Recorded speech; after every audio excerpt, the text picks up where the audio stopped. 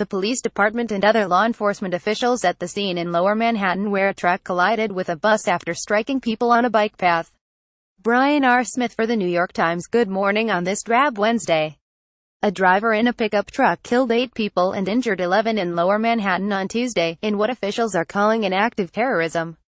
At a news conference, Mayor Bill de Blasio expressed sympathy for the victims, but he also sounded defiant. New Yorkers are strong, New Yorkers are resilient, and our spirit will never be moved by an act of violence, an act meant to intimidate us, he said. Gov. Andrew M. Cuomo delivered a similar message: be New Yorkers and live your life, and don't let them change or deter us in any manner, shape or form. Many of those who were killed were tourists enjoying a sunny fall afternoon. Among them were 5 Argentines here for a high school reunion and a Belgian citizen, according to officials from those countries. Here's what we know about the attack as of this morning. A man in a Home Depot rental truck barreled down a bike path near the Hudson River, striking pedestrians and cyclists before crashing the truck into a school bus, officials said. He jumped out of the vehicle with a pellet gun and a paintball gun in hand, shouted Allahu Akbar, God is great, in Arabic, and was shot by an officer, authorities said. When the attack began just after 3 p.m., where the driver entered the West Side Highway bicycle path at Houston Street and began driving south.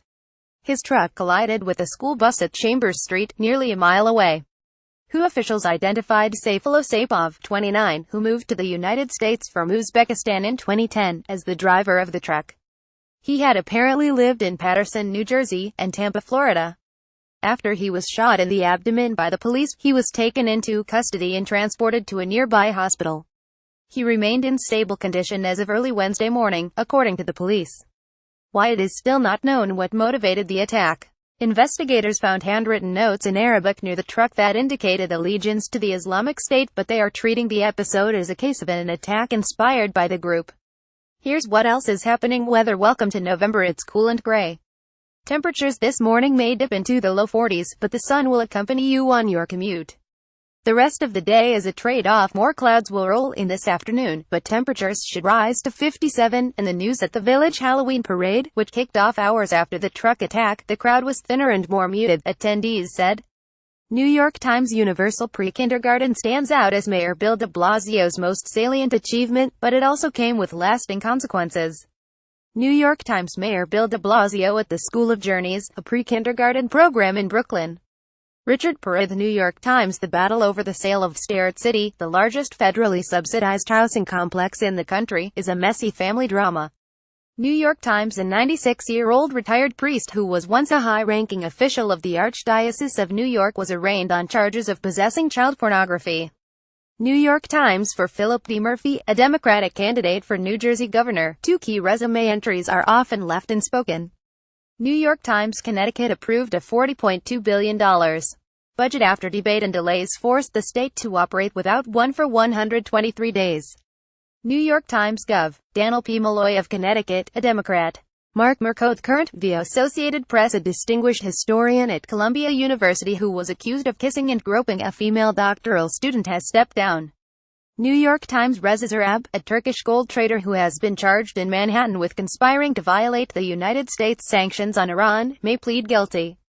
New York Times. New Jersey filed a lawsuit against the company that manufactures OxyContin, claiming a direct link between the opioid crisis and the state in marketing practices.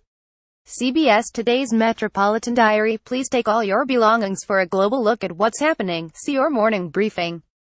Coming up today, make a miniature cube and take a tour of Astor Place. Celebration of the artist Tony Rosenthal's cubic artwork, Alamo at Astor Place in Greenwich Village, 11 a.m. to 3 p.m.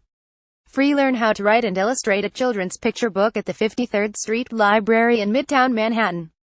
5:30 p.m. Free. A discussion. Women can vote. Now, the first in a series of events celebrating the 100th anniversary of women's suffrage in New York State, at the Brooklyn Historical Society in Brooklyn Heights, 7 p.m. $5 a conversation, from the voting booth to your living room, with the French politician Christiane Taubira and the author Gloria Steinem, at Festival Albertine at Albertine Books on the Upper East Side, 7 p.m. Free. New Jersey Devils at Canucks, 10 p.m. MSG. Alternate side parking remains suspended for All Saints' Day. For more events, see the New York Times' Arts Entertainment Guide. And finally, the fiery mayoral debate last month.